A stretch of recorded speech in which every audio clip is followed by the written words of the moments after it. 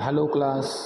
आज हम 11th class का topic the living world study करने वाले हैं, जिसमें पहला क्वेश्चन है why are living organism classified.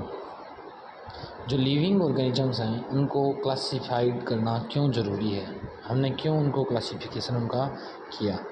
तो आंसर जो है, there are millions of organism in all over the world we may know by their native names. इस अर्थ पर जो ऑर्गेनिजम्स मिलते हैं लगभग 1.7 से 1.8 मिलियन स्पीसीज डिस्क्राइब्ड हैं। इनके बारे में हमें मालूम है, इनकी हम स्टडी कर चुके हैं, साइंटिस्ट ने इनके बारे में बताया है। लेकिन इन सभी को हम इनके नेटिव नाम से जानते हैं। जिस तरह से अगर हम प्लांट है मैंगो प्लांट, उनका जो नेटिव नाम है ना, तो हम उससे उनको जानते हैं, उनका साइंटिफिक नेम हमें नहीं पता होता।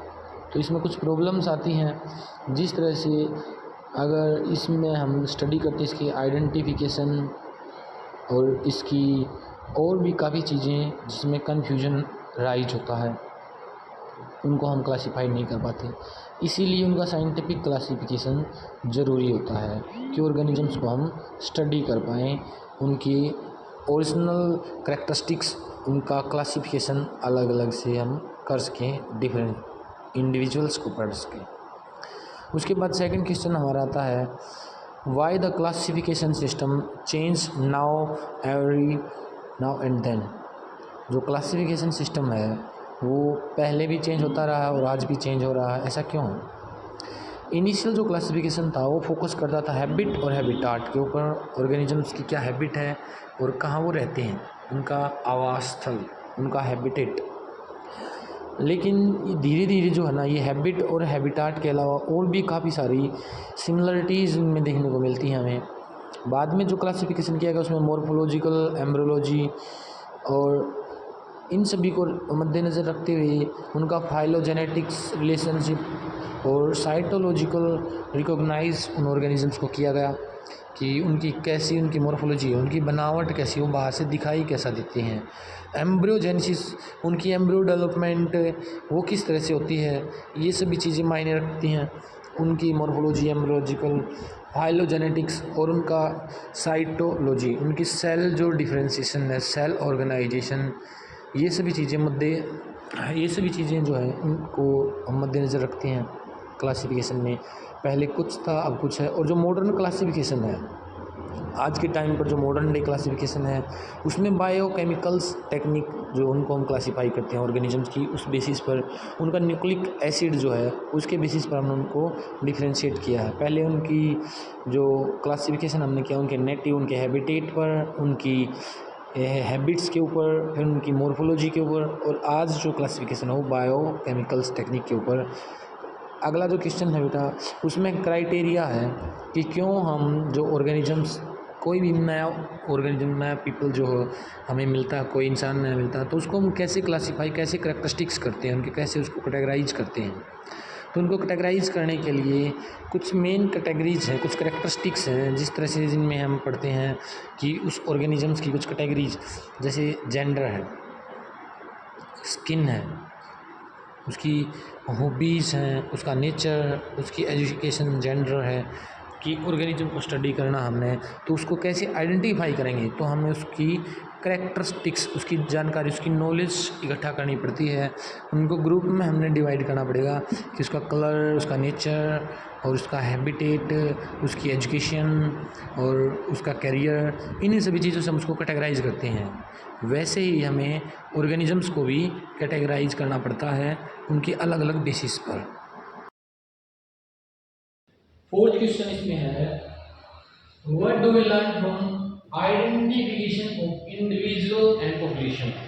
किसी एक इंडिविजुअल को, एक पॉपुलेशन को हम कैसे आइडेंटिफाई कर सकते हैं, कैसे उसको क्लासीफाई किया जा सकता है। सेम है जैसे थर्ड क्वेश्चन था, हम उसको उसके जेंडर, स्किन कलर, उसका नेटिव प्लेस, वो कहाँ रहता है, उसकी मदर टंग क्या है, फूड या फूड हैबिट्स उसकी क्या है, रिलीजन, कास्ट, इन्हीं बेसिस पर उनको हम इंडिविजुअल्स को आइडेंटिफाई, उनको क्लासिफाई किया जा सकता है। नेक्स्ट है करेक्टली नेमिंग करके, नोमेनक्लेचर करना हमने, मैंगो का जो प्लांट है उसको। मंजीफेरा इंडिका इसका साइंटिफिक नेम है। अगर हम इसको हैंड रिटन लिखते हैं ना तो इसके नीचे अंडरलाइन करनी होती है। अगर ये प्रिंटेड होता है तो थोड़ा सा इटालिक टच में होता है।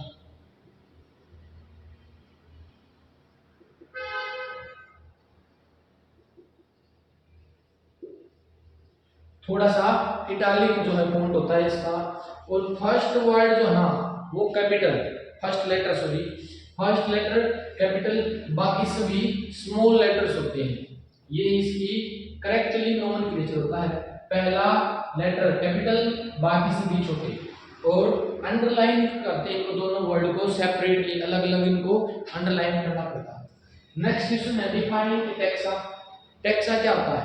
टेक्सा क्या है? टेक्सा एक लेवल ऑफ हायरार्की, पदक्रमानुसार जो लेवल होते हैं उनका एक सिस्टम है। वो क्लासिफिकेशन के सिस्टम के अंदर एक लेवल है टेक्सा, जो पदक्रमानुसार जब हम उसको किसी ऑर्गेनिज्म को क्लासिफाई करते हैं ना, जिस तरह स्पीशीज एक टेक्सा है।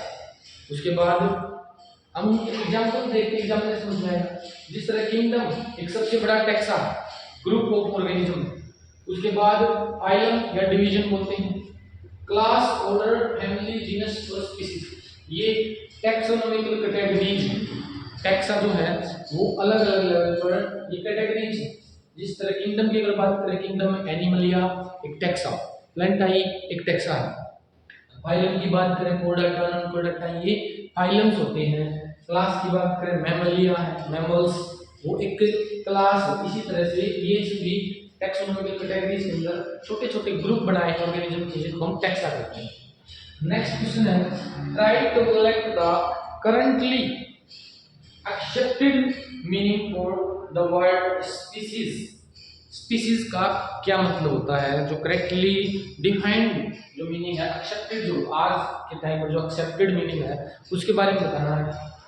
A group of organisms which have all the basic similarity such as morphological and geneticals। एक ग्रुप है ऑर्गेनिज्म का जिसके अंदर जिसके अंदर मतलब सबसे ज्यादा सिमिलरिटी होती है, उसको स्पीशीज बोलते हैं। मोर्फोलॉजिकल मतलब बाहर से बनावट सभी की सेम है, वो स्पीशीज। जेनेटिक मटेरियल में सभी का लगभग सिमिलर है, वो क्या है?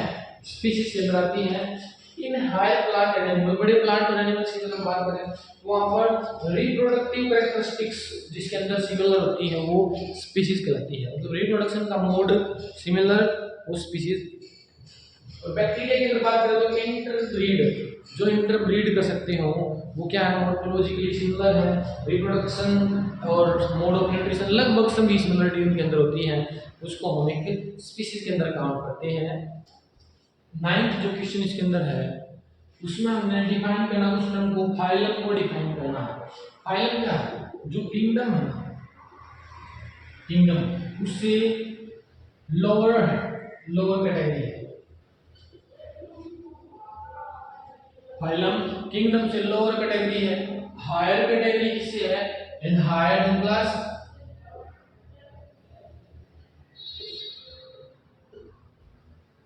क्लास से ऊपर वाली कैटेगरी है। क्लास को अगर हमें डिफाइन करना हो, क्लास क्या है? जो फाइलम है, फाइलम उससे लोअर कैटेगरी है। और हायर कैटेगरी किससे है? क्लास, ऑर्डर से, ऑर्डर से हायर। फैमिली को अगर हमें क्लासिफाई करना है, फैमिली को अगर हमें डिफाइन करना है तो जो फैमिली है, फैमिली किससे? ऑर्डर से, ऑर्डर से लोअर कैटेगरी है। और हायर किससे है? जीनस, जीनस की हायर कैटेगरी है। ऑर्डर की अगर हम बात करें, ऑर्डर जो है वो किससे हायर, किससे लोअर कैटेगरी है? फैमिली से, सॉरी क्लास, क्लास से लोअर कैटेगरी है। और हायर कैटेगरी किससे है? फैमिली से, फैमिली से हायर कैटेगरी के अंदर स्पीशीज लोअर कैटेगरी किससे है? जीनस से लोअर कैटेगरी है। और ये सबसे लोएस्ट कैटेगरी है। अब अगर इनको और भी डिफाइन करना हो तो हम क्या बताएंगे? जो फाइलम जो होता है ना, उसमें किंगडम के बाद दूसरे नंबर पर कैटेगरीज में सिमिलरिटी बढ़ना शुरू हो जाती है और सबसे ज़्यादा सिमिलरिटी स्पीसीज के अंदर होती है। मॉर्फोलॉजिकल जो सिमिलरिटी है, जेनेटिक सिमिलरिटी है, इंटरब्रीड कर सकते हैं, वो इसके अंदर मिलती है। ऑर्डर की अगर हम बात करें तो ऑर्डर में क्या है, क्लास से पहले वाला आता है जिसमें कई सारी क्लास का ग्रुप होता है, group of similar classes, similar characteristics जिस क्लास की होती हैं उनका ग्रुप ऑर्डर होता है। फैमिली हमारी क्या होती है, फैमिली है एक ग्रुप ऑफ जीनस, काफी सारे जीनस का ग्रुप, एक ग्रुप ऑफ सिमिलर जीनस, जो जीनस है उससे हायर कैटेगरी है ना फैमिली, तो उनका ग्रुप है। क्लास की अगर हम बात करें, क्लास क्या है, फाइलम से छोटा है, मतलब एक ग्रुप ऑफ सिमिलर ऑर्डर, कई सारे सिमिलर कैरेक्टरिस्टिक्स के ऑर्डर जो है वो एक क्लास। फाइलम किंगडम के बाद सबसे छोटा, सॉरी किंगडम के बाद सबसे बड़ा जो ग्रुप है वो फाइलम है, जिसमें काफी सारे ग्रुप होता है एक क्लास का, सिमिलर क्लास का ग्रुप, वो एक फाइलम के अंदर आता है। नेक्स्ट क्वेश्चन है, हाउ की is helpful in the identification and classification. Classification और आइडेंटिफिकेशन में की किस तरह से हमारी हेल्प करती है। तो सबसे पहले हमें बताना चाहिए कि क्या कि एक टैक्सोनॉमिकल एड होती है, कि taxonomical aid which help in the identification of an organism, किसी ऑर्गेनिज्म की आइडेंटिफिकेशन के लिए जो है कि हमारी बहुत हेल्प करती है।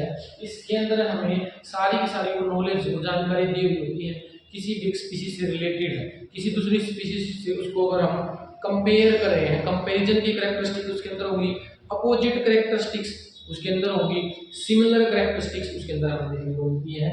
If these similarity and dissimilarity, जिसमें स्पीशीज की सिमिलरिटी, उसकी डिसिमिलरिटी, वो सारी की सारी चीजें एक की के अंदर हमें बताई जाती हैं कि help in the reference of other similar organisms.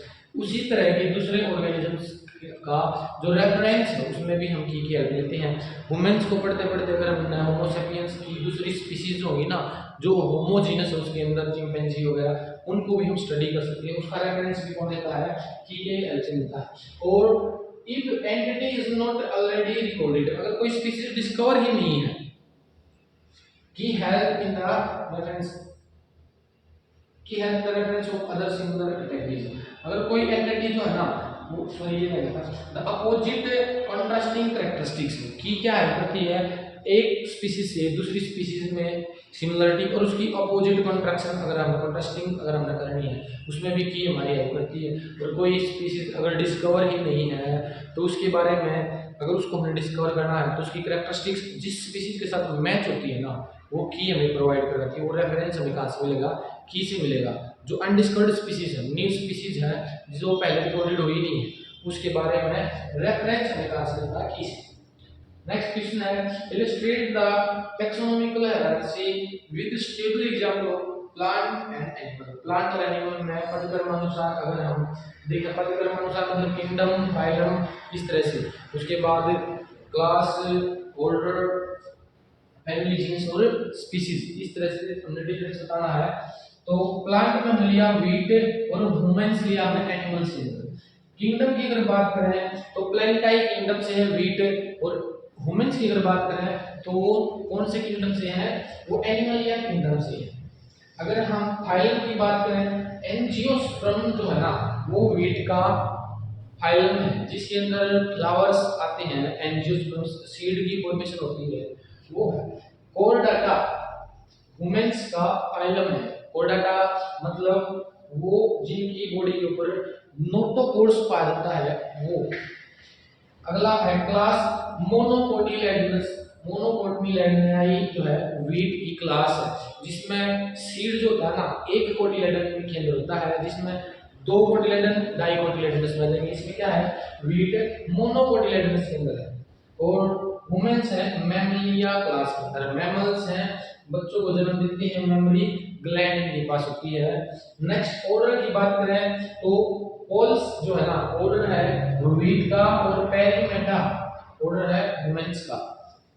Family की अगर बात करें तो फैमिली है पोआसियाई, जो वीट से रिलेटेड है, वीट की फैमिली है, इसी फैमिली के अंदर राइस वगैरह आते हैं।